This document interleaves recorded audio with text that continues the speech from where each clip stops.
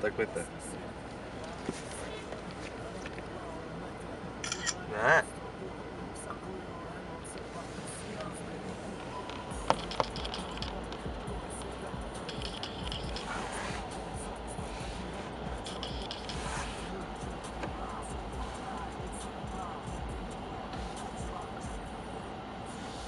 To bych stál určitě, vole, jak tam stojí ten kokot. Když to rovno praskne, jak mu to usekne hlavu, ty vole.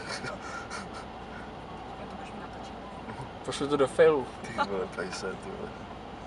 A už rabe, vole. Jo, je venku. No. Zapnu závěrku, ne? To bylo strašně snadný, tohle. To se mi nějak nelíbí. Nevěde. Jak svině. Ono to mám závěrku na obě nápravy, ta svině, tady ta velká.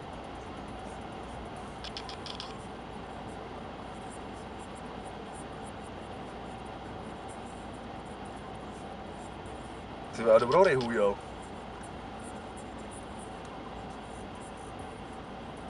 Co se mu to tam točí, kámo? Co? Co jsi říkal?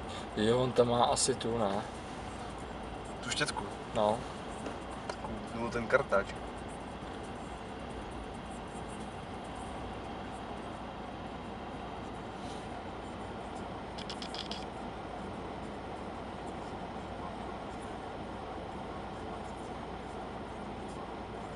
Já asi vezmu Krištofovi ten komp.